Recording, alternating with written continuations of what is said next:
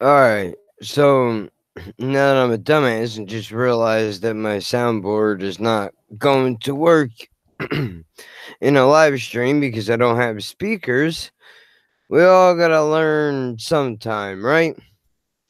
So I wanted to get into this a little bit because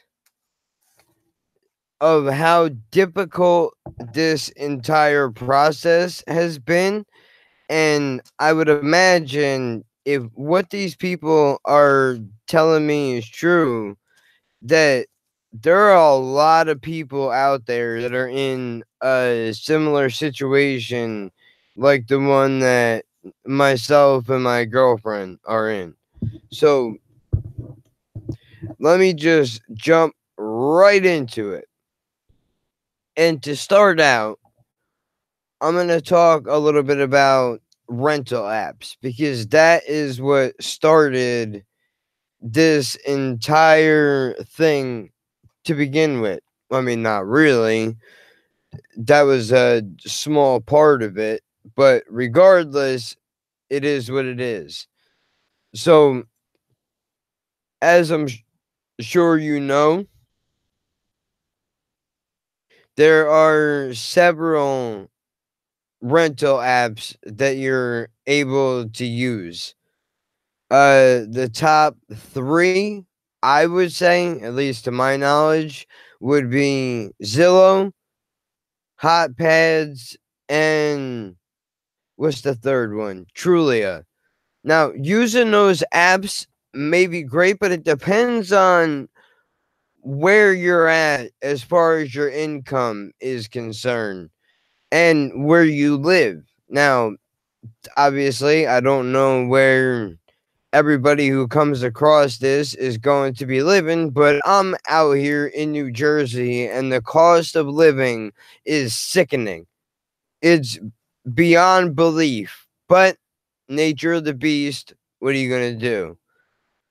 So, starting out looking through all these apps, I find a whole bunch of places that are in a decent price range. Like, oh shit, man, we found a place that is, like 950 or even 1100. And some of you guys might be like, oh, that's a lot of money. Well, that's cheap in Jersey considering they do charge a lot. It can range anywhere, if we're going to be completely honest with one another. The rent can range anywhere from $800 to $1,600 for a one bedroom. It's pretty crazy.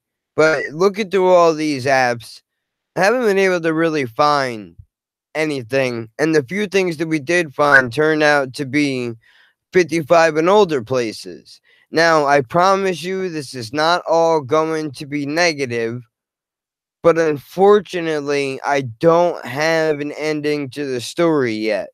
The reason why I'm doing this is if you are considering affordable housing and you happen to be in New Jersey or wherever you are in the world, the things that we have gone through over the past month may very well benefit you. And I feel it's important to share this information because nobody really told us anything. I mean, of course, we had some help from a few friends, but outside of that, nobody really is in the same position that we're in financially. And I don't have an issue with admitting that the financial situation could be better, but you have to deal with the cards that you were dealt with. There's just nothing you can do about that. So, having said all of that, there's a lot of 55 and older places, which burns me only because you always hear the same thing, hashtag save the children, or what about the children? There was a recent poll that came out from News 12 New Jersey that says New Jersey ranks within the top 5 of states where children still live at home with their parents. If that's you, believe me, I get it. I've been out on my own since I was 16 years old. So, I really didn't have too much of a choice. However, if you are fortunate enough in some ways, depending on what your family situation is like, to be able to stay home and keep a few dollars in your pocket while paying rent, that is a good thing to get yourself set and ready so that when you're ready to make this jump, you can make this jump. And it's always going to be scary. It's always going to be scary. You're not going to be able to plan for everything. There's going to be things that come up that you're just not. Listen, the whole thing is out of your control. All you can really do is inquire or apply, depending on which one of those things best suits the current situation that you're in, and let the chips fall where they may. Now, that may sound grim, but listen, man, you're not going to win any battles stressing yourself out over something that you can't control. Okay? Okay. So, like I said, a lot of 55 and older places are out here now. And it sucks because I'm sure that there are plenty of people who are 18 to, let's say, 18 to 30, if we're going to be fair, because student loans and everything else that comes along with that. They want to be able to go out and be on their own so they can start their private life, because when you live at home, obviously there are restrictions to what you can do and what you can't do, at least from an ethical standpoint. You don't want to be bringing girls or guys home when your mom, your father, your grandmother, your sister, whoever it is, happens to be in the next room. Nobody needs all that in their life, and you don't need that either. But there's a lot of that happening. So, what eventually wound up going on was we weren't finding anything that was of value to us as far as being able to afford to rent. And if we could, we do have a cat. So that is another issue altogether. If you have a cat or you have a dog, prepare to pay. That is a big, big, big deal. Most places want a security deposit for the animal. Some of them will give it back to you if there's no damage at the end of your lease agreement. Others keep it just to keep it for whatever reason. I'm not a landlord, so I couldn't enlighten you as to why that happens other than possibly greed. But expect to pay and expect that your choices will be narrowed down extremely. And the one thing, if I can, have a quick sidebar here, the one thing that bothers me about that is that Sarah McLachlan is all over the television and sometimes even on the radio with her Arms of the Angels song, talking about how these animals need homes. But if you have an animal, they make it extremely difficult for you to have a home. Now, again, prices range depending on where you decide to go. But what this is really all about is this is about low income housing. Now, I know there's been a lot of talk. This is a hot topic that is cold in the media. Nobody really talks about this. And I think that you can make a correlation between affordable housing and people in jail for low level criminal nonviolent offenses. in the sense that once once you're put in jail, people don't care about you because they're not in the jail. They don't care about the living conditions. They don't have to deal with it day to day. It's sort of the same way with affordable housing. Whatever you have to do to get in there, there are very strict guidelines, things of that nature that make it extremely difficult. And it's not cheap by any stretch of the imagination. Hold on a second. I'm getting a phone call here. Hello? Hey, I didn't leave. I'm doing a thing right now.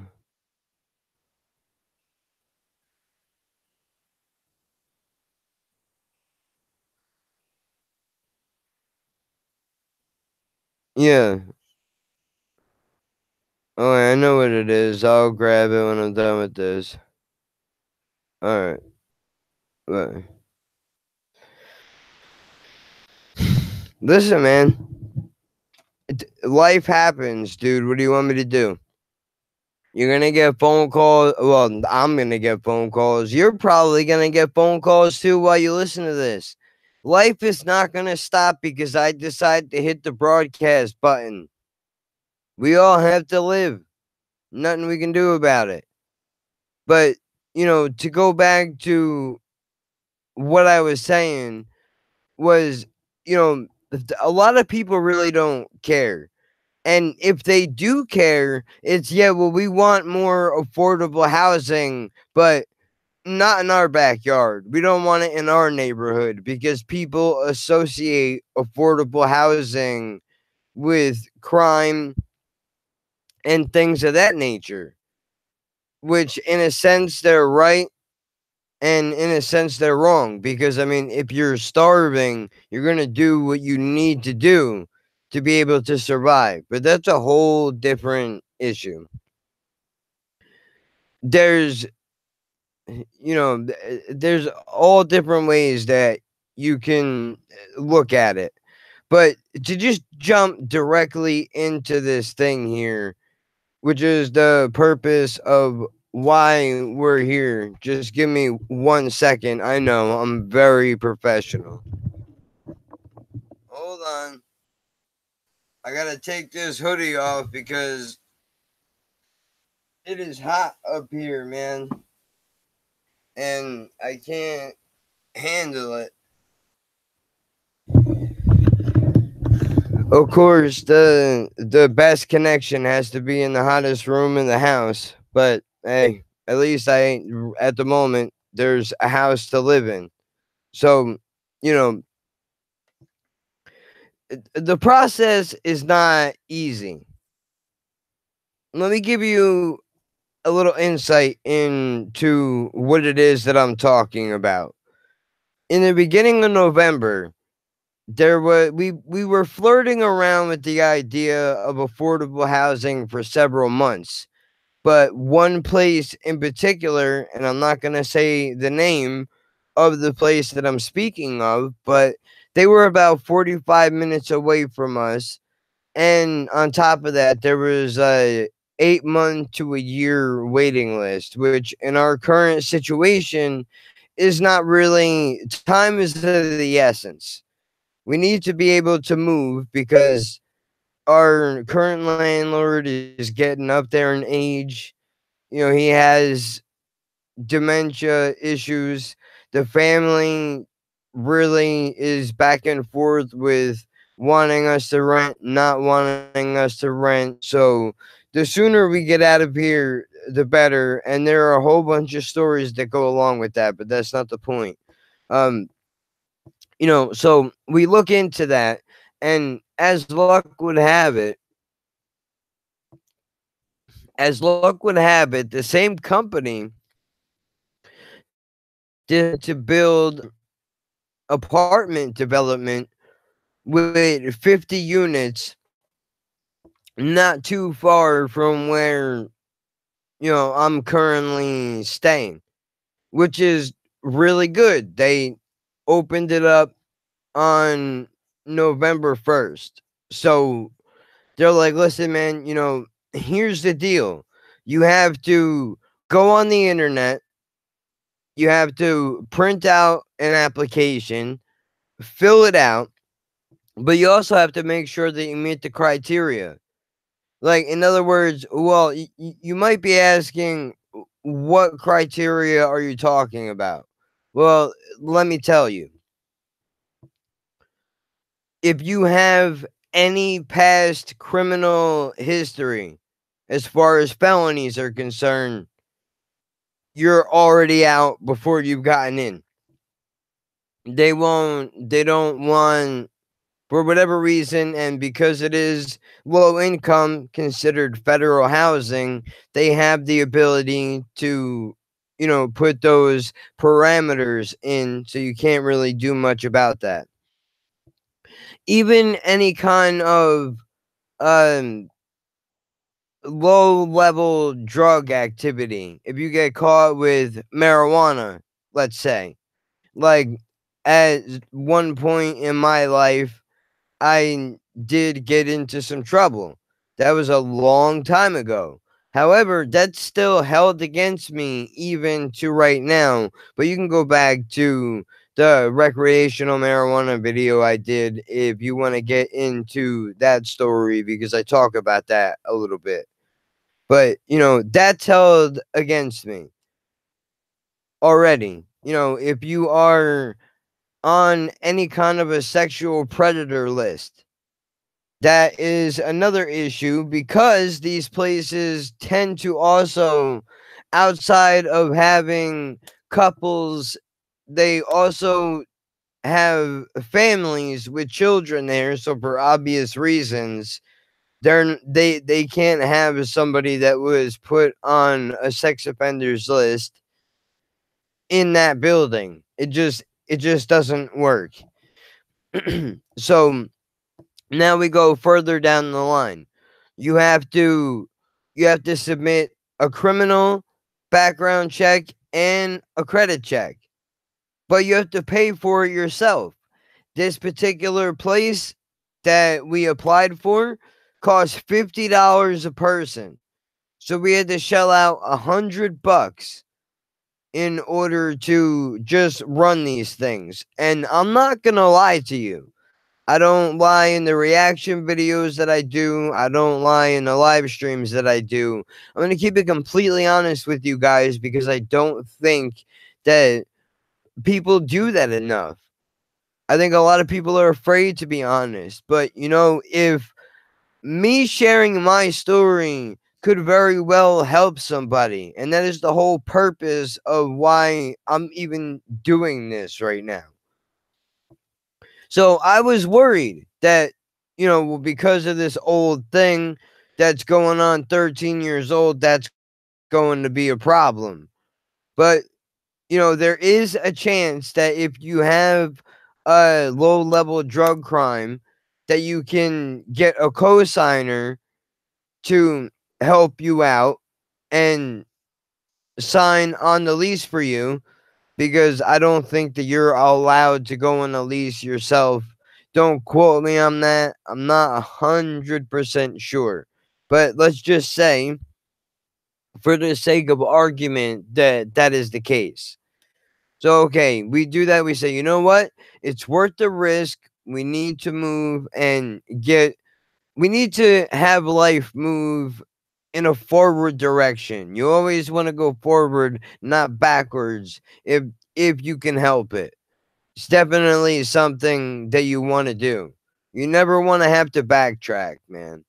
So we decided to go through with it. We had to, borrow a few dollars here and there, go broke for a month, but we managed to scrape the money together. We give them the money that they want to run the criminal background check. 3 to 6 days later, we get a phone call saying that the paperwork was filed and the credit and background check have been passed. Now, I don't have credit and I have a background on top of that. Fortunately, the person that I live with has a decent amount of credit and no criminal background. So she was put on as the head of the household, and I'm basically there just to be able to prove that we can afford the cost of the rent, right? So that is a good thing. However, that is just the beginning. There's even at this point, there's still no guarantee. No guarantee at all. Because they say you passed a criminal and background check, all that means is that they're gonna move you on to the next step, which is what? Which is, well, the next step after that would be they want you to come in to their office and they want to sit down with you so they can go over the things that are important, such as a lease agreement, security deposit, and then not to mention that again, because it's a federal place, you know, you have to release your records to these people. That's just the way that it is. So,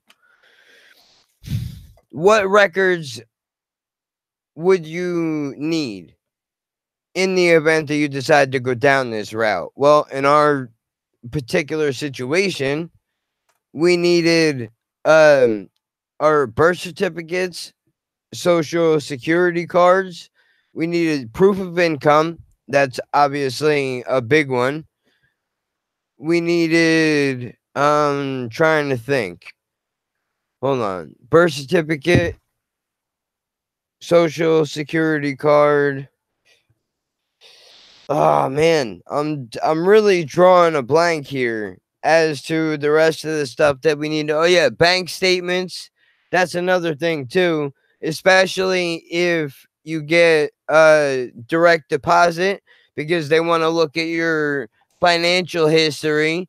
They need to make sure that you're not delinquent on any payments. So if you have a credit card or something like that, that's going to come into effect as well as student loans. So if you went to college, I didn't. I mean, full disclosure, I went to night school to get my high school diploma, but the point is I graduated because I did not put in that much time to just half-ass it and get a GED. I don't play that game. I go all the way or I don't go at all. But that loan that you got for your college could be held against you. Now, because I'm not familiar with how that would work, I'm not sure if they would look past that or not if you're making payments. That would be something that you would have to look into if that particular section of information pertains to you. But the biggies are credit cards and stuff like that. So we put all of that stuff in there, got all that taken care of, right? We figured we go there, we give them the paperwork. We have an appointment set up for something that they call an intake. Now, what that means is, like I said before, they're going to go over paperwork. You have to sign a bunch of stuff. Releasing your information, again, because it's federal, you have to release it, and then they have to send it to the state so that they can make sure that all the information matches up, which is a bit of a pain in the ass. But I mean, if you're looking to find a place to live, I mean, nowadays you're going to have to go through this no matter where you go, federal or private, because in our search that has gone on for several months, we've come across a decent amount of people who wanted criminal and background checks as well, and you have to pay for it. That comes out of your own pocket. Some of these places even have the nerve to charge you for the CO. And if you're not sure what a CO is, that means that it's a certificate of occupancy.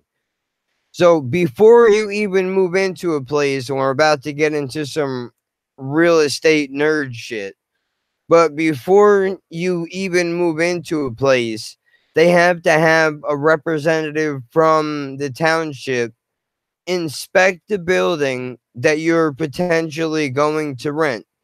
Make sure that everything is working properly, running water, that you have I almost said that you have a fire hydrant, that you have a fire extinguisher, just in case, for obvious reasons, and all the stuff that goes along with that.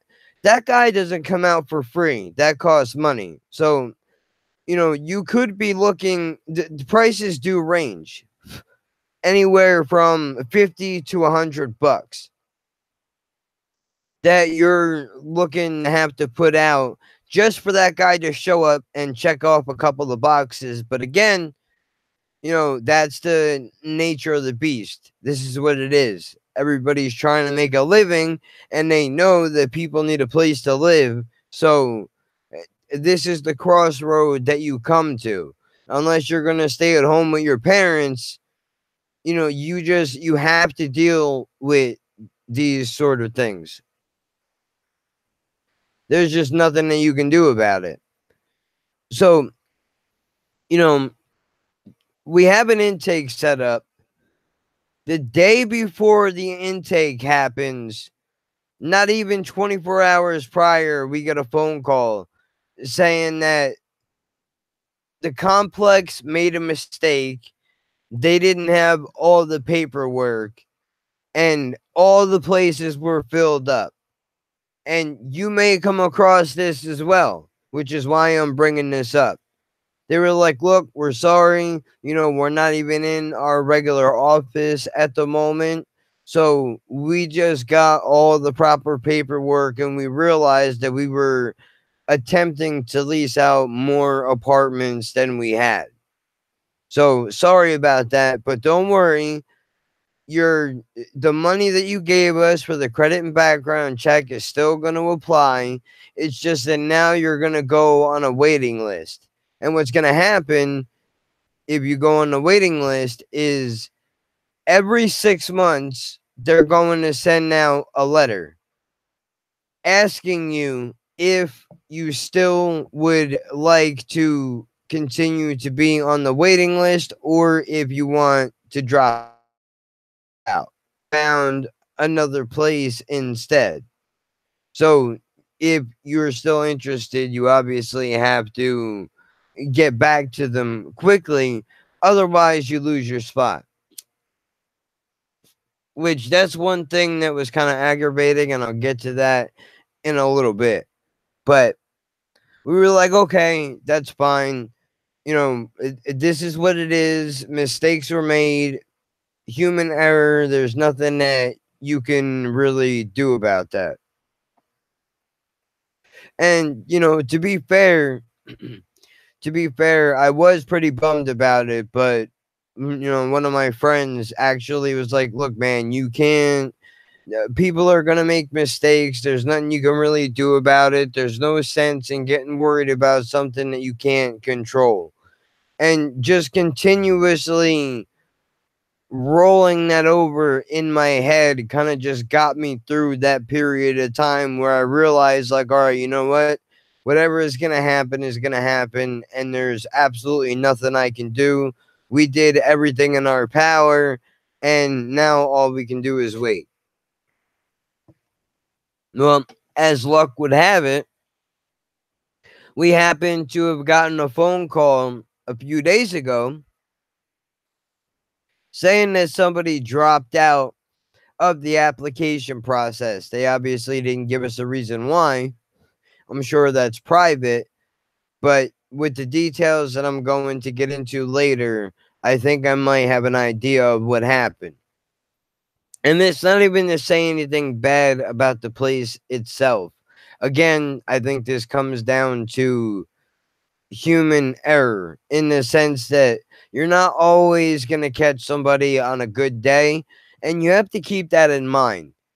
You know, when you go to a place like this, you might feel like they're looking down on you because it's a low income place, but you have to remember that these people are just regular people too.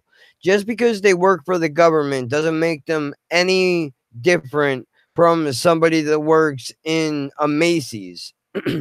They're going to have a shitty day sometimes when they show up to work, and they're just not going to have patience to deal with anything. So don't automatically beat yourself up if that happens.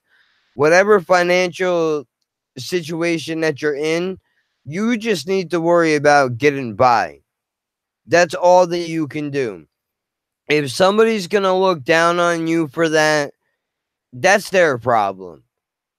You can't worry yourself about that. But anyway, they call us and they say somebody has dropped out. So now you guys have been bumped up next in line. So here's what we're going to do. We're going to reschedule your meeting. We're going to have you guys come in on this date. Bring all your paperwork in with you. I'm going to have you sign some things. We'll go over the lease and the security and all that stuff. And then that will continue to, that will move us forward in the application process. Now, I did ask, because we passed the credit and the background check, does that mean that this thing is basically a shoo-in? And unfortunately, and I know that this can be frustrating, that is not the case at all. What winds up happening is, again, in this particular case, it can take anywhere from 6 to 8 weeks for the application process to be completed. The credit and background check is just the beginning to make sure that you can get in. So without trying to get too discouraged about it, we're like, okay, 6 to 8 weeks, not a big deal. At least we got the call back. This is heading in the right direction. So earlier today, we had that meeting that I was talking about. Or not today, yesterday or the day before. My apologies, because we did do a lot of running around today. But again, I'll get to that in a moment. Which it was basically, we went in there, the guy was like, okay, I have all your paperwork. Now, like I mentioned before, they wanted bank statements just to be able to prove deposits. Now I say deposits because I'm on disability. So they wanted to make sure that it gets deposited in the account, what the amount is, shit like that. Okay, that's perfectly fine. In my head, I thought that, well, if all they need is the deposit records, then I can just mark out all the other transaction history because that's not relevant to what is currently happening. And I could not have been more wrong. However, this is all a part of the learning process. All the other papers were fine. But when it came to the bank statements, he was like, listen, dude, we can't take anything that is redacted because we have to send it to the state. If we send it in like that, they're going to think that we did it, and we can't have that happen. So I'm going to need you guys to go and get a new copy of your bank records and then bring that to me, but make sure that you don't redact anything. Okay, fine, understandable. We go, we get it, we bring it back, and drop it in there. Now, after that, we figure, okay, that's it. The guy says, all right, we have your paperwork. We'll be in touch with you soon to let you know how the process is going. Well, a few days later, we get another phone call saying, listen, man, because you're on Social Security, we're going to need a copy of something called a non file form from the IRS. Now, I don't know really much about taxes at all. I mean, you can argue that that's my own fault. I probably should know more than I do, but I don't, so we have to learn. Not a big deal. It took all weekend to finally find the paper that was needed uh for this IRS page, but I think it was a 1046T, something like that. And if you type it into Google, non-file IRS form, there actually will be a link that you can click on, and then you can print that paper out, fill it out, and then send it over to the IRS. So we do that. We fill all the stuff out. We bring it with us. And again, this is the second time that we're going back now. We bring that with us. And he's like, no, but you need to send this to the IRS. We can't take it. But on that form, there is a section where it says that if you're passing along information to a third party, you need to put their address, the name of the facility, and the phone number. I guess for the IRS to get in contact with them. Okay, no problem. We'll work it out and we'll get through it. But through reading on the Google, I read that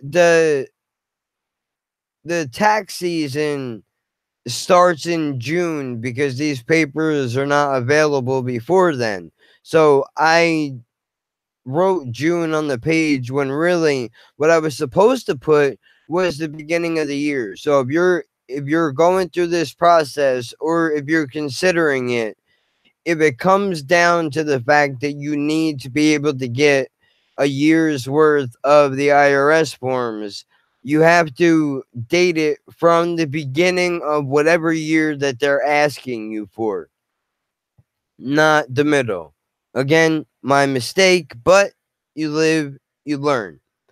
So we do that. Today, while I was actually recording one of my reaction videos as suggested from somebody in the comments, thank you for that.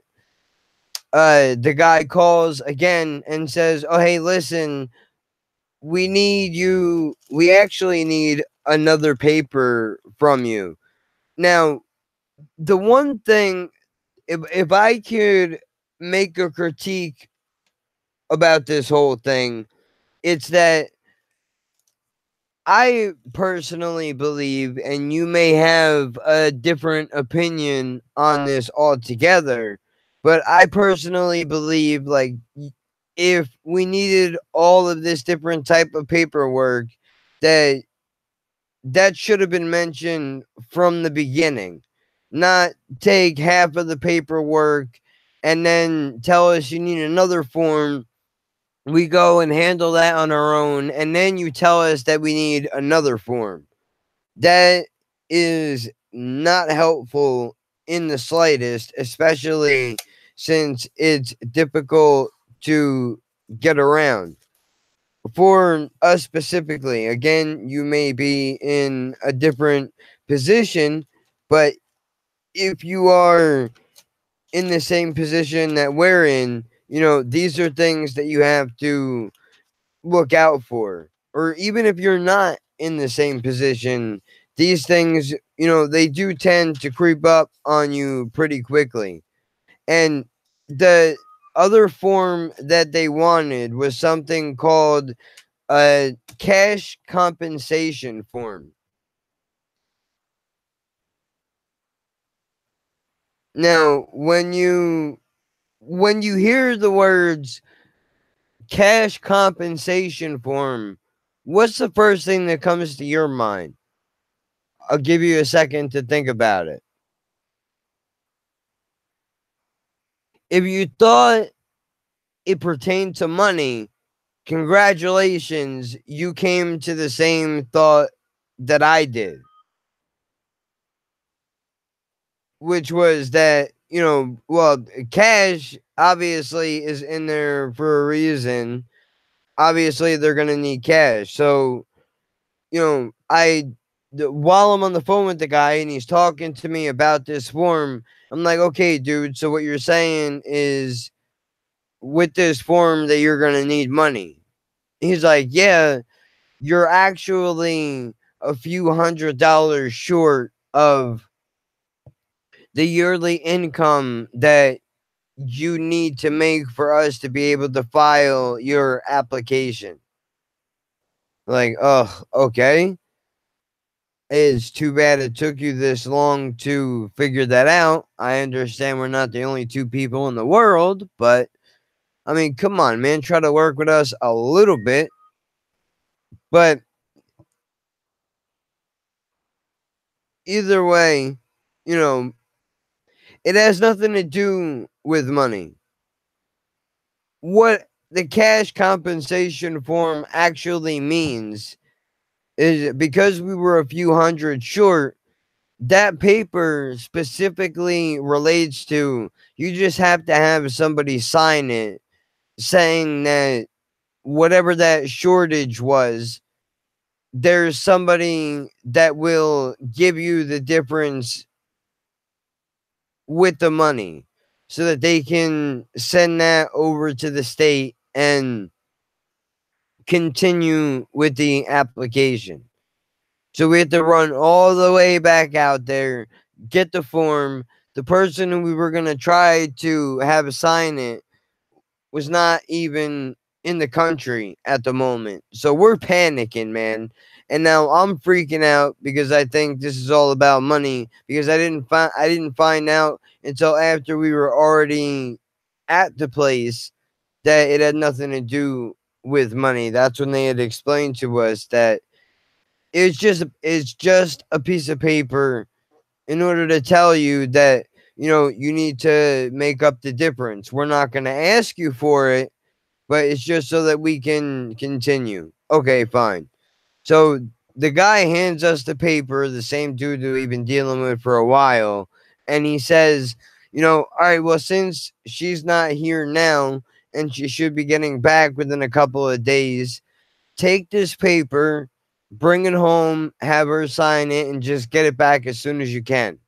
Before he even gets to finish his sentence, some lady that I've never seen before, and I don't know what branch of this local government she's a part of, comes running out and says, oh no, we need this paper today. I need this paper today. It cannot wait. If you don't get this paper signed today, then we're just going to throw you off the waiting list and go to the next person in line because there are so many people that are trying to get in here. We don't have to sit around and wait for you to get your paperwork together.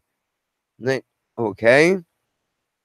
I mean, I don't think all that was necessary, but I understand the point that you were trying to get to. Long story short, we did wind up getting somebody to uh sign the paper and we ran it back. But this lady, something that she said really stuck out to me, which was that, it doesn't just end with this paper. Once you get this paper back to us, the cash compensation paper, what's going to have to happen is we're going to send your application out, and then ugh, I'm getting hit up with text messages because apparently, you know, people don't care that I'm trying to do something right now. But again, like I said, real life, what can you do? She said, listen, it doesn't stop here. Once we get this paper, we're going to send your application to a committee that is going to decide whether you're going to be fully approved. If that happens, they're going to look over everything. Because you don't have too much going on with your application, they're going to check and make sure you have all the paperwork. If anything is missing, you're going to need to get that before this process continues. And you need to understand that when we call you, you need to get here. There is no waiting. Like I said, there are plenty of people that are trying to get in here, so we don't have to wait around for you. So she basically said, when we say jump, you say how high, which, all right, fine. I get it. They're in high demand.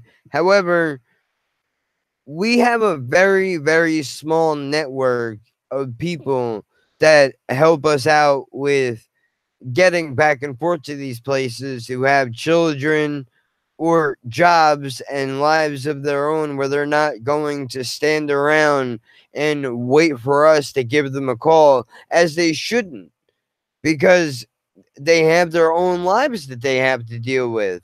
And clearly the lady, when she's finished getting loud with me and pointing her finger in my face and all that, I'm just sitting there biting my tongue, because I know that I will take this small beating if it means changing our lives for the better. I've held us back enough with the criminal background and everything else. So I'm not going to do anything to ruin this. I'm just going to deal with it. She sees me getting frustrated. I literally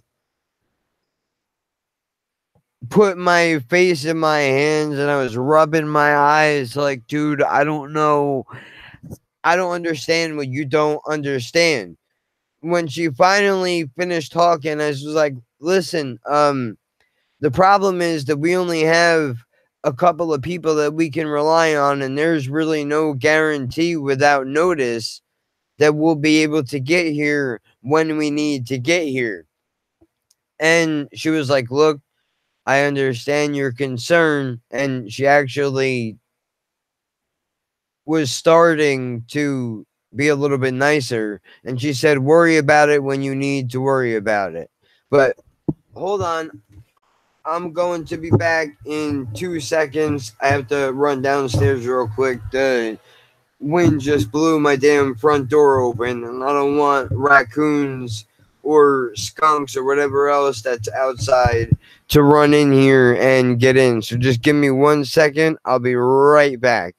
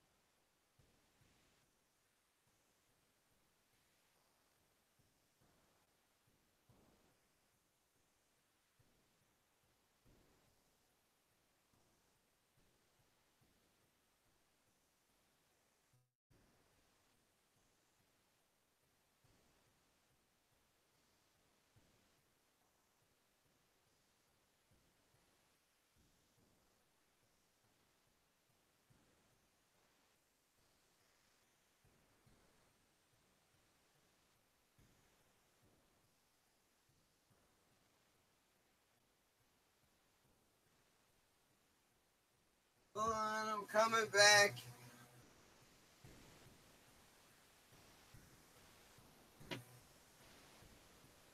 Sorry. Sorry, I know that's very professional of me. But what was I saying? Oh, yeah, that, look, we understand, but don't worry about it until you have to worry about it, which drives me crazy in and of itself.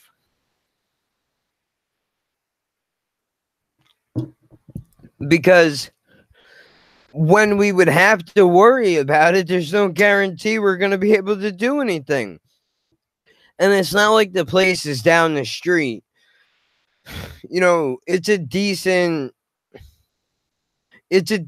trip away. It's not like an hour or anything, but let me put it to you this: I would have to Google how far away this place is, the office that I'm talking about, to where we currently live.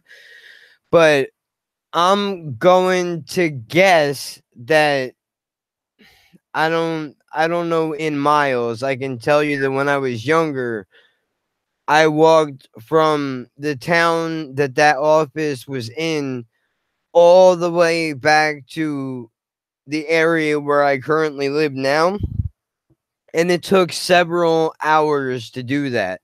Now you might be saying, well, that's what public transportation exists for. I don't see what the big deal is.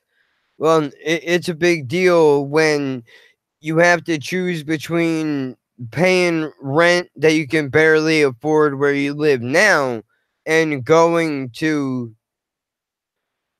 a place that you may or may not move into because they want to constantly make it difficult for you to get in there. So, one thing that I did leave out though was she said that if all the paperwork is in order, which it's not, because that form that I had mentioned earlier,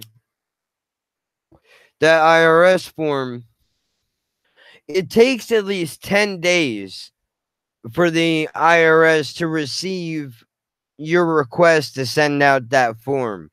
I'm not sure how long it will take them to send it to the people who need it, but that's going to be a long time. But I forgot to mention before that she said in the event that all the paperwork was in order, after that happens, if we are fully approved, then on top of that, as soon as we are approved, they want a security deposit in their hand. Now, I don't have to tell you, it's the 5th of the month. Rent is due where we currently live now. So we have to somehow manage to pay the rent for this place while we wait to see if we can get into the other one and come up with a security deposit for the other spot. Because she's like, that is your security deposit is the equivalent to holding the apartment for you so it's not given to somebody else. If you don't come on the day that we call you and tell you that we need that money, you're off the list. So I know everything that I'm probably saying right now is completely turning you off to the idea of wanting to do this. But the upside to it is like, listen, man, this is the government. This is how it works. When they need something to get done, it needs to be done right away. But when you need them to do something, they drag their feet. It's just the nature of the beast, man. Nothing at all that you can do. But, moving into a place like this, and also in case I didn't mention, we haven't even looked at the place yet. We've only seen floor plans. So going through all this paperwork, running back and forth and doing all of these things, and they won't show us a mock version of the apartment because they say, and I quote, don't have one available. Like, maybe I'm crazy, but why don't you just show us an empty apartment and say, well, there's no guarantee that everything that you see here is going to be in a specific unit that you're going to be renting, but at least you have an idea of what it looks like. And the reason why I say that is so we know what to bring and what not to bring outside of the essentials, which would be the bed that we sleep on, dressers to put our clothes in, and possibly nightstands. Or do they need to go? Does the futon need to get tossed out for guests? I know that the couch has to go. So these are all important things that we don't have any clue as to what it is that we're walking into.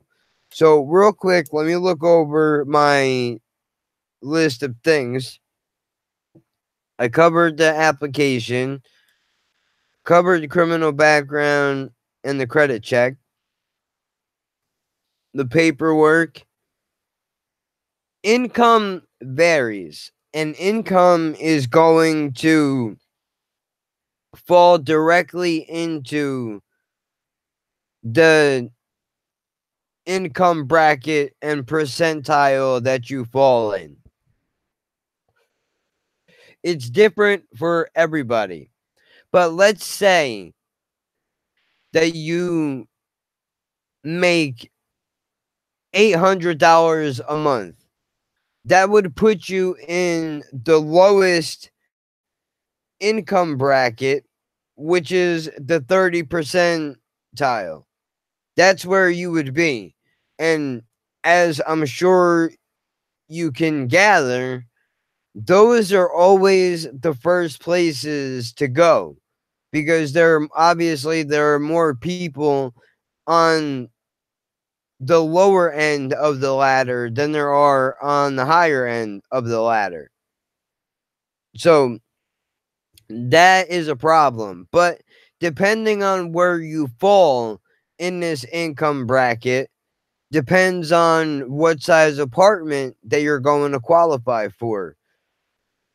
Via, like, as an example, i.e., we have the ability to get a 1-bedroom apartment, and that's it. That's all we can do, which is fine. We don't really need more than that. We're just gonna have to make it work. But listen, man, this comes with sacrifices. You have to decide. Do you want to live somewhere, if possible, that you can afford?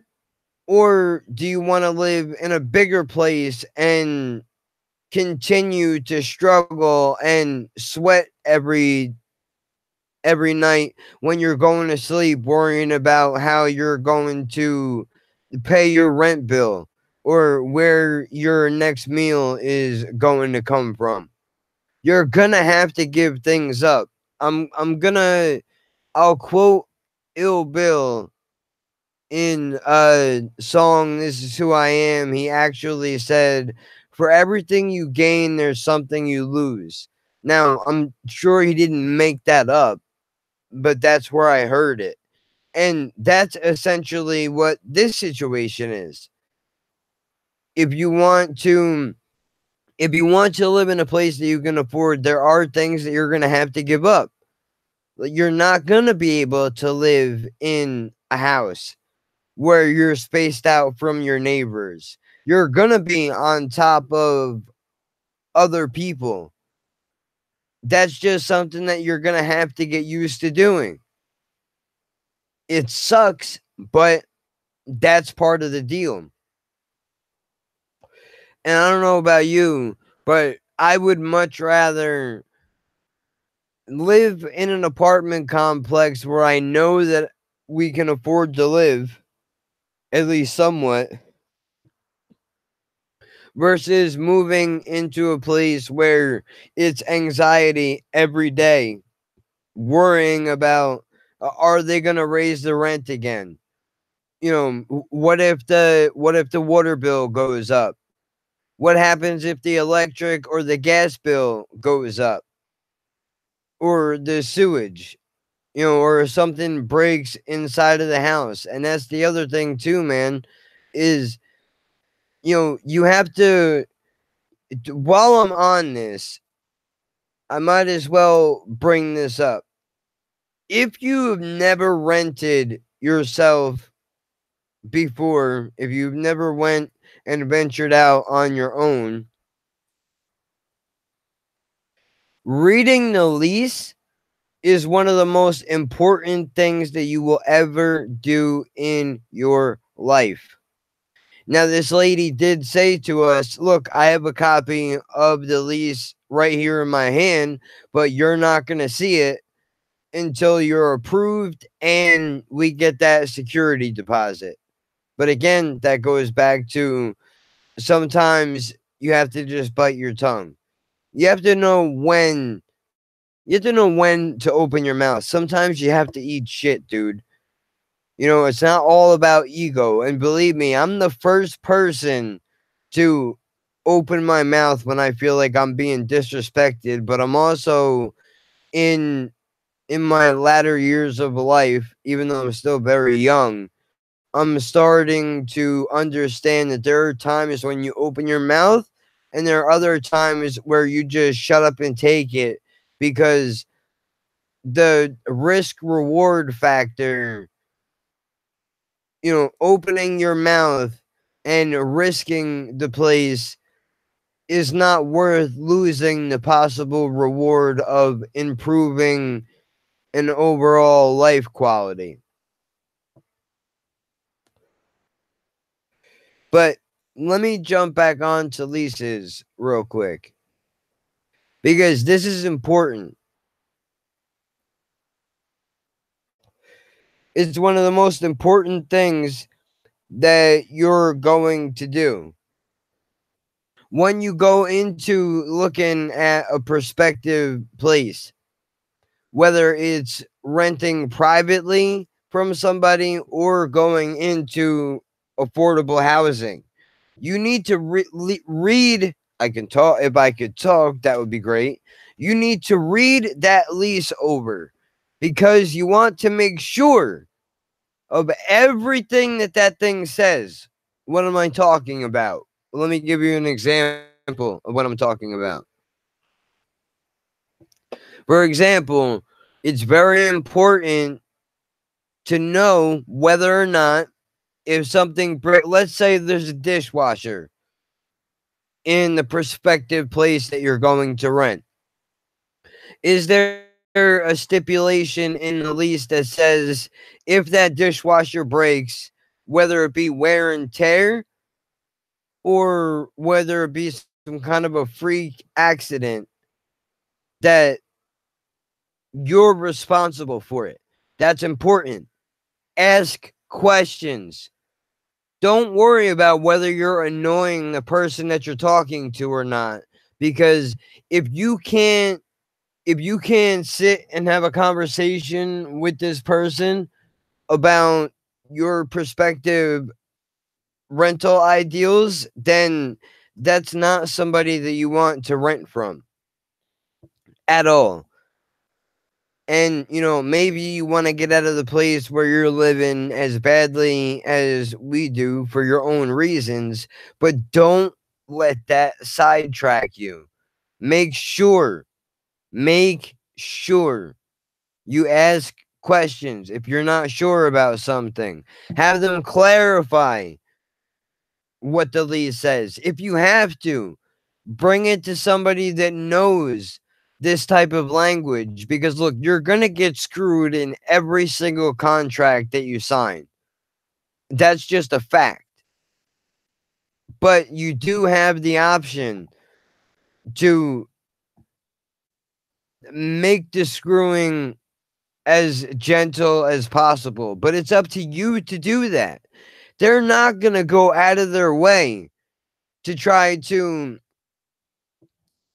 educate you. Some of these people actually bank on the fact that you don't know what you're talking about. We've been screwed by several people through our rental history, and it's a good thing that we have been, because now we know better. We know better, and we know what you should do and what you shouldn't do. Again, as an example, never, if whether it's a security deposit or it's a rent payment, you never give somebody cash ever. And I know this may sound very simple, but you would be surprised as to how easily it is to look over it when you're concerned about moving your stuff around and doing all of that nonsense. Never give cash, because there's no paper trail. Well, you might say, well, I get a receipt from the ATM. So, that should count for something. Yeah, all it counts for, though, is to show you that you pulled that money out. There's no proof that you handed it to the person that you're renting from. You can give them, let's say, the rent, better yet, let's say the security is $1,700, right?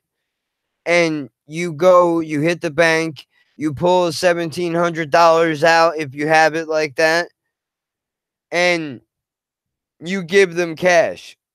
You give them 1,700 cash up front. There's nothing stopping that person from, if you give it to them on a Monday, from them turning around on a Tuesday and being like, hey man, you never gave me that security deposit. Now, and they know you gave them that money, but when you go to court and you try to fight, you have no proof. Always do it by check. Always do it by check, because then you have an electronic record of the fact that you paid these people. And if they don't want to take a check, you got to move on to the next person. It doesn't matter. I don't care if the toilets are made out of 24 karat gold and there's a Japanese bidet that wipes your ass for you. It's not worth it in any sense of the word. Do not let them bully you, because you're the one that's going to get screwed. That's what's going to happen. Another thing that we learned through this process of renting, when you go to, usually there'll be a viewing of an apartment or a house that you're considering renting. When you go in there, you take pictures of everything. Everything. Whether things are broken or not, it does not matter. You take pictures of everything so that you have proof this is what it looked like before we moved in. And then you also take pictures when you move out, so you can have a side-by-side comparison of what both of those things look like. I cannot stress to you the importance of doing that. Because again, if you don't, there's no proof. That guy or that lady could easily take a hammer and break a window and be like, look at what you did. There's damage to my place. Now you're not getting your security deposit back. If you have those pictures, you can fight that. And granted, it's not going to be an easy process. But since we're on the subject of security deposits, if you're currently living somewhere right now and you're getting screwed, say, for example, your current landlord did not put your money in an escrow account, which again, I'm sure it varies by state, but we're talking about New Jersey here. They are legally bound to put it in an escrow account so that it grows interest, and every January you're supposed to get something around 7% back of that interest, and you are to receive a receipt showing that your money is sitting in a bank account and that it's not just that the landlord didn't take it and spend it. That is very important. Very important. So, make sure that you do that. Now, let's say you move past all that, you've done everything right, but you're unsure about, well, how do I get my security deposit back? Well, listen, here's the deal. The landlord has a minimum of 30 days to give you that deposit back. So you need to keep that in mind. And, there are plenty of them out there that will, when you move out, the landlord has the right to do a walkthrough and take a look around to make sure that nothing is broken or damaged. Now, some of them will point out that there are problems, even if there aren't any, because they want to hold on to that money. If you're gonna try to fight for that security deposit, the only way you can fight for it, like I said before, let's say it was not put in an escrow account and you've gotten so fed up that you're looking to move. The only way that you can bring a landlord to court to fight for your security deposit is that you have to still be living in the rental at that time. Otherwise, you can't get it back. Now, you do have options. If they didn't put it in an escrow account and you don't have paperwork to prove it, all you need to do, you give them a chance. By law, you have to give them a chance. You write out a letter saying that you would like to receive a confirmation that the money is in the correct place. Now, you have to give them an ample amount of time to do that, which to me, that means you can give them up to 30 days to produce that paperwork, but you have to sign it, they have to sign it, and then you each are supposed to hold on to a copy of that for your records. Now, after that certain amount of time, if they still don't prove to you that the money is where they say it is, you can hold your rent. But here's the catch. Just because you can hold your rent, that doesn't mean that you can take that rent money and you can spend it. What you actually have to do, say, like, if you're like me, our rent is $12.33 a month. Okay, if we didn't have paperwork, we would have to, and we decided to hold the rent. We gave them a certain amount of time, still didn't get anything back from that. What you have to do then is go to the courthouse and you have to give the court that rent money. And they hold on to it. And the reason why they do that is so that you can prove in the court of law that you're not just holding the rent to try to screw the landlord, that it is right there. And if it so happens that the judgment is ruled in your favor, you will get that money back. So that's why you have to do that. So these are all very important things. Now, I know I mentioned in the beginning that there is not necessarily a happy ending to this situation that we're currently in as far as the affordable housing that we were applying for. And here's what I mean by that. We're in the process of waiting to see whether or not we're going to get fully approved. So I am not sure at this moment if that is going to happen.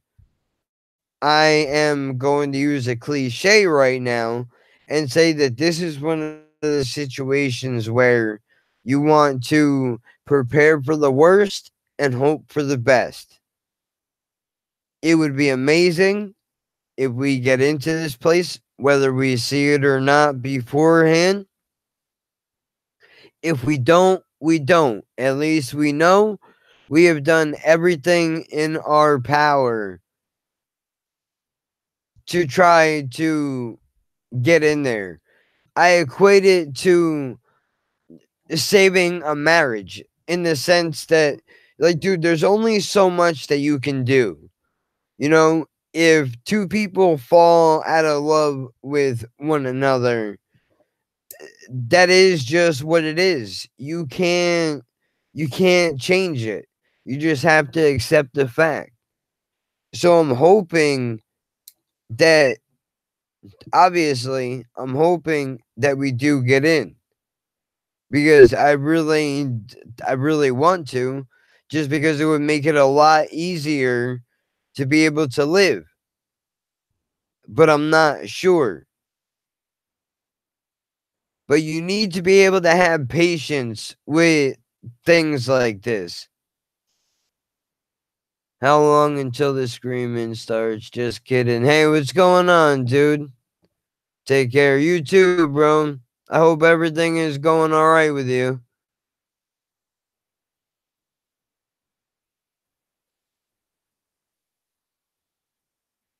Gotta go, bro. Hang in there. All right, I will, man. Thanks a lot. Appreciate it. See, look at that. Me and that dude had, and I'm assuming that's a dude. If I'm wrong, I apologize. But me and that person, we didn't agree on certain subject matters, but look at that. We were able to have a cordial exchange. And I think that's great.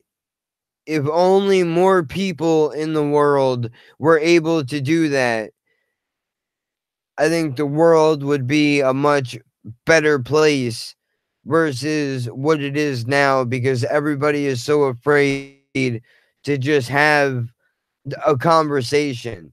I don't have to agree with that person. But I mean, look, he went from trolling me to now, like telling me to take care. That's awesome. And I really appreciate that. I seriously do. If you listen to this later, dude, you know, I would like to thank you for being able to agree to disagree because I don't think that enough of that stuff happens nowadays. And, I am definitely hanging in there. I hope that you are doing the same thing. But this is life, man. You're gonna have ups and downs. It's just the way that it is. There's not really much that you can do about it. You just have to learn to be comfortable while you're uncomfortable, if that makes any sense. Like, you're not gonna be able to control everything, but that's okay, because if you could control everything, let me put it to you like this. If you could control everything in your life, do you really think that you would enjoy living? I personally don't think so. But if you come across this, and I'm speaking to anybody that may watch this at a later date, if you come across this and you have a different opinion, by all means, share it. I would love to hear from you. Just because the internet doesn't have to be a terrible place. I mean, come on, man. It's okay to it's okay to not have control over everything. Because if you did, then what do you have to look forward to? Not really a whole lot. I mean, it's easy. It's easy to control certain things, but I think the organized chaos that is the human condition, is a good thing because that's really the only way that you learn. And hey, look at that. He gave me a thumbs up. I'm pretty sure, or that person, excuse me, again, that person gave me a thumbs up. The last few videos, it was a thumbs down because we agreed to disagree. But hey, either way, I still appreciate that you took the time to even put a rating at all. I think that's awesome, man. It really is. I mean, I'm not sure how things are going where you are, but obviously you're here. So wherever you're going, whatever you're doing, hopefully you get there and back safely and that everything is going well for you.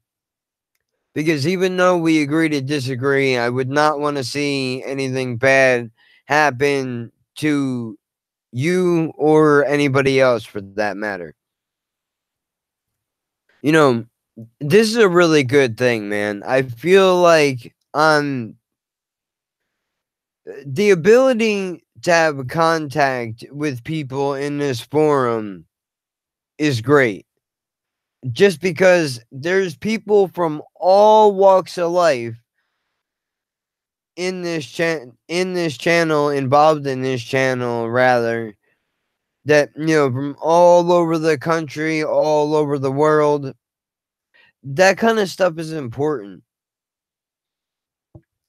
Just because you can't just stay around the same circle of people that you talk to every single day, because then you won't grow as a person. And I know it's much easier said than done. It might be a lot harder for certain people more than others, but it's definitely important to expand your horizons, sometimes have an uncomfortable situation, and in that way you can get to know a complete stranger in a small sense. Like this exchange that me and that person just had happened in pretty much the blink of an eye, but I still think that it matters. You know? I mean, maybe not everybody feels the same way, but what I want to know from you is, have you attempted to get into an affordable housing unit? Have you had issues with private rentals, bad experiences or good experiences with people that you've rented from? Because this conversation is one that needs to happen. And I know that it makes a lot of people uncomfortable, but look, if we don't at least talk about it amongst ourselves, then how are we going to know? I may not live in Tokyo or wherever, but I would be curious to see what they go through on a day-to-day basis, because we are all just human beings, man. And I think it's very easy to forget that. Very easy to forget it and get wrapped up into your own life. Over the last few days, I've been guilty of that myself, but that's just because of all the running around that we've been doing, but I mean, it's okay because at least I'm trying. And wherever you are, whatever you're doing, I hope that you're trying too, because that's all you can do. Don't get down on yourself and feel like you're not doing enough. All you can do is what you can do. Again, I know it's cliche, but it's important that at least that you try. That's what matters. But by us having this conversation, whether it be affordable housing or private rentals, you know, we make up we make up the populace that puts these people in power. And how are they going to know if something is wrong when we don't tell them? And it doesn't matter if you're on one side or the other, it doesn't matter where you land politically, because this is something that affects everybody, no matter where you live. So I'm going to look over my notes here real quick. Well, I should bring up the 55 and older thing quickly. Well, hold on. I got a notification here.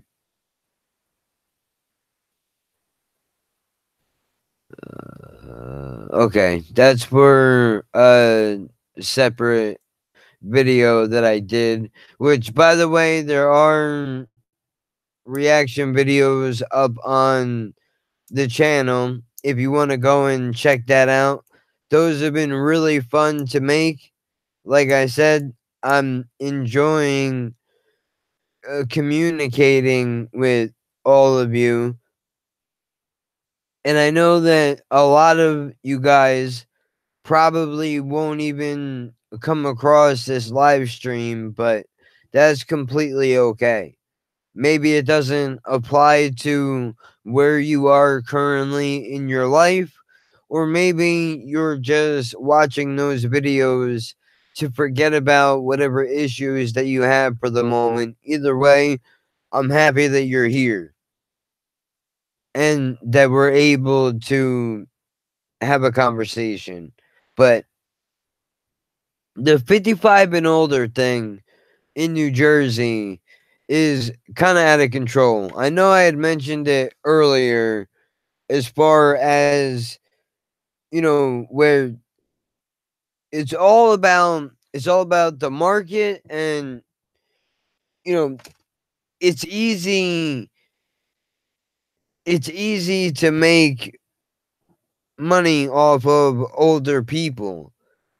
And I mean, you can make an argument and a counter argument about the fact that, well, there are a lot of old people, but then the counter argument to that is there's a lot of younger people also. And why shouldn't younger people be just as important as older people in the sense of having a place to live? I understand that when you get old, all you want to do is to be able to have a place to live and not have to worry about what your next move is going to be, because it makes it a little bit more difficult on you. But again, you can make the same argument for a younger person.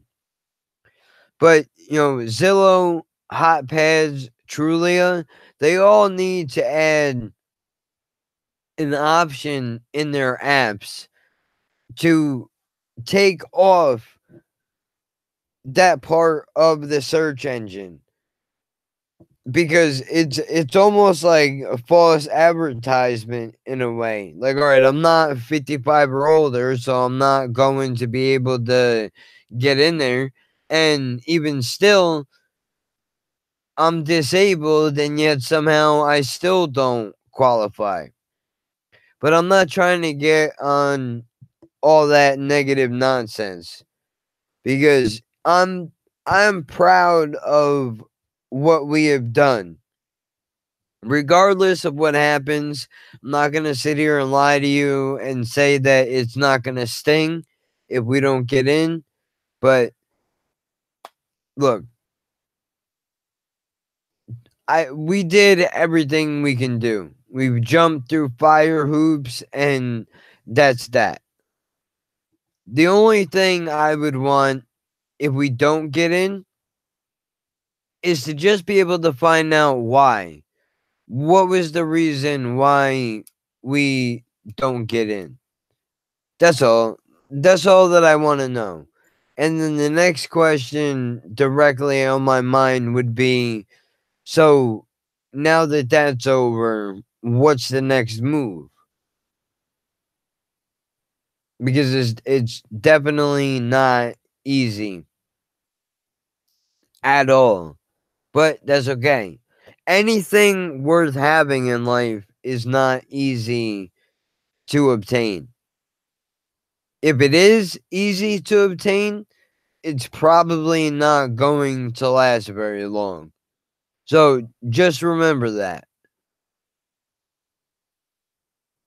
Now,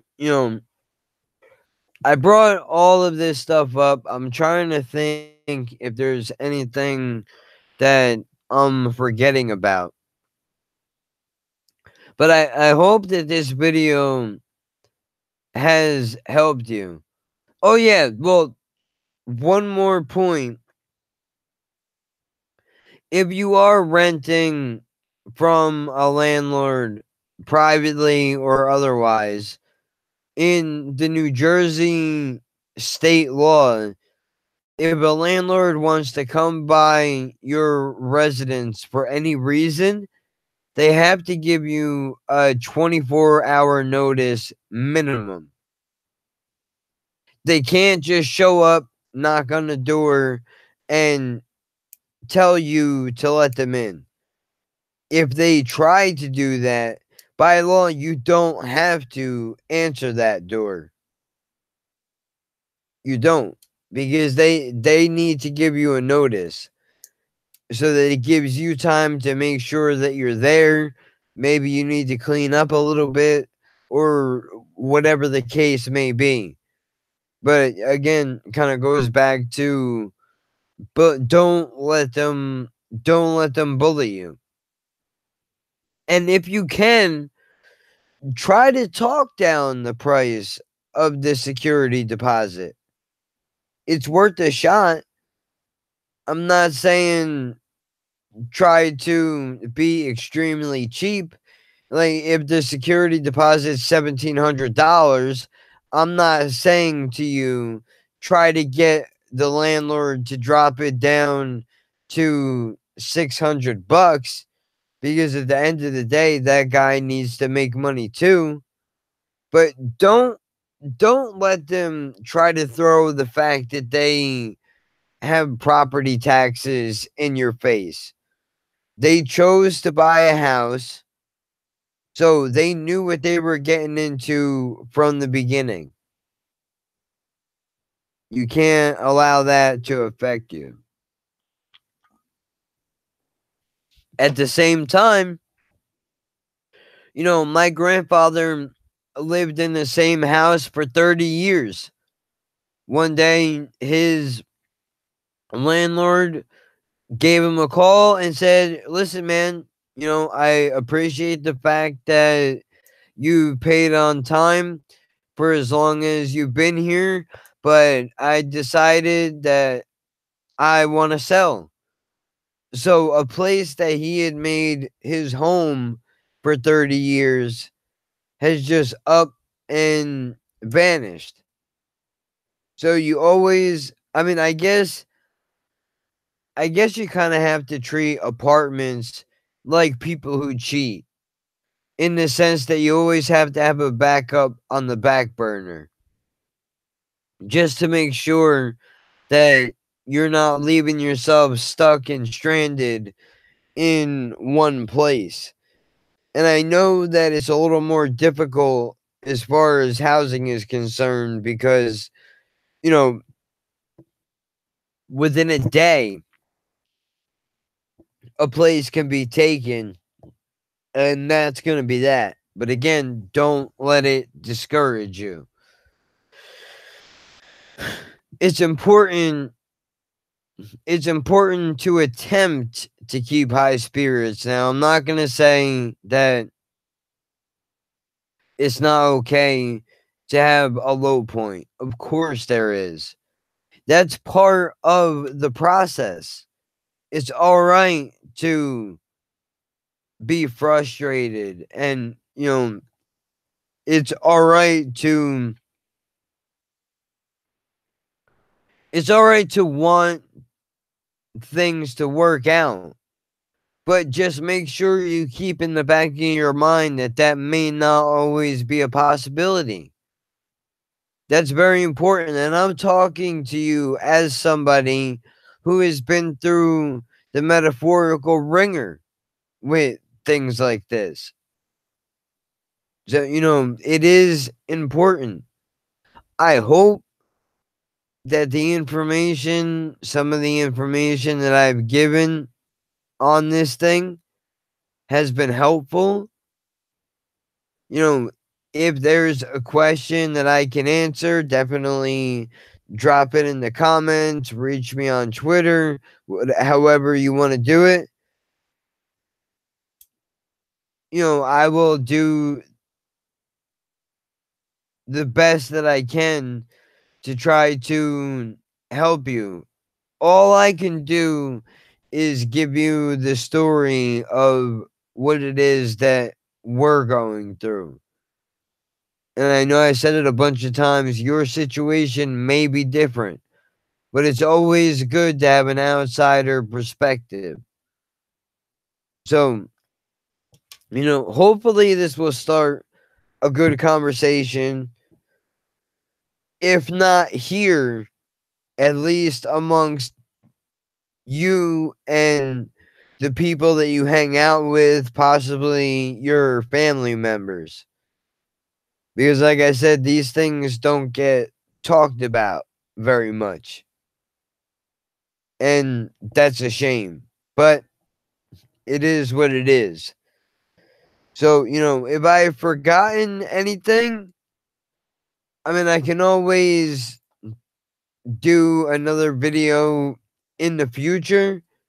Like I said, if you have comments, make sure you drop them down there.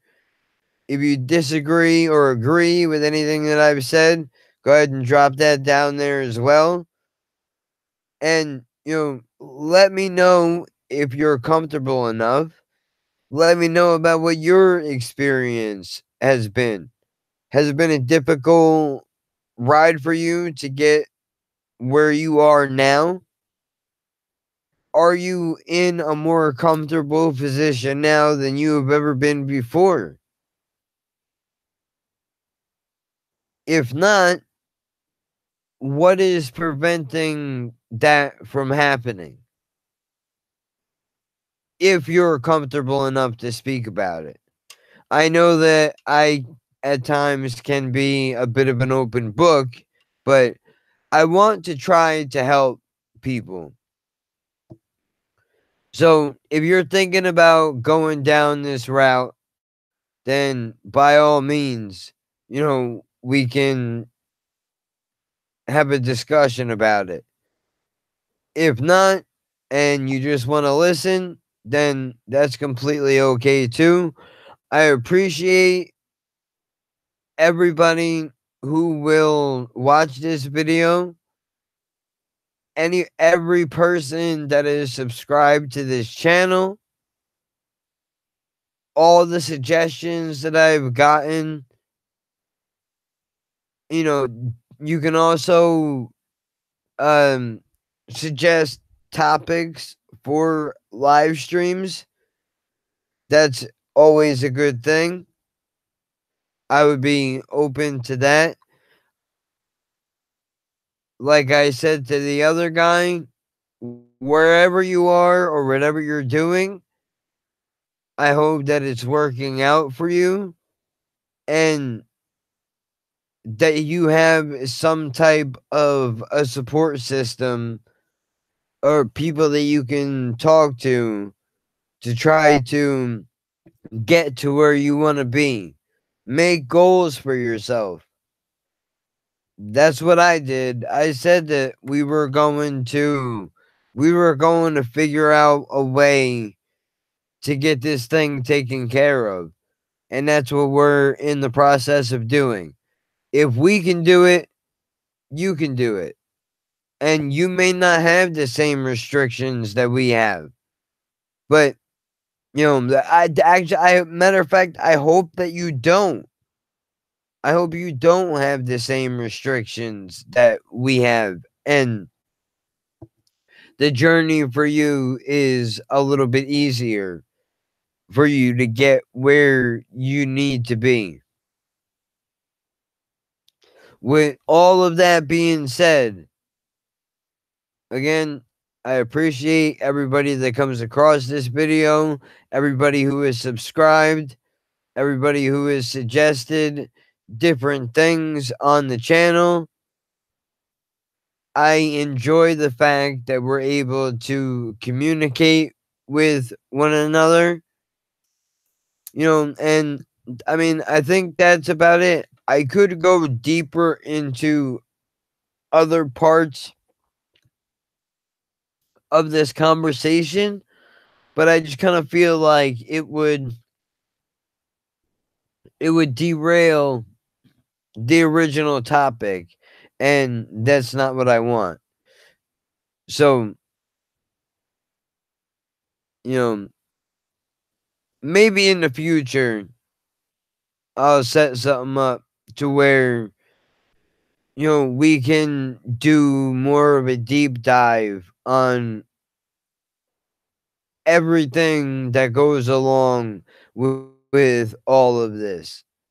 So I do plan on doing more live streams when I get the chance to. Obviously, right now, we're on call 24 hours a day. I have no idea when the next thing that we're going to have to do is going to happen, but I'm going to try to work it around the schedule. And, either way, I'm going to always make sure that there is something happening on this channel because I don't want you to be here for no reason. So don't worry about that. As far as content goes, I have all of your backs. So there's going to be new stuff. There could be a few different directions that this thing takes. And I understand, before anybody says anything, and I'll end on this note, I understand that the equipment that I'm currently using is not the greatest in the world, but I'm making do with what I have. As I'm sure you would do the same thing. So, it is what it is, and hopefully I will have some news over the next few days to let you guys know what is going on. And I'm just going to leave it at that.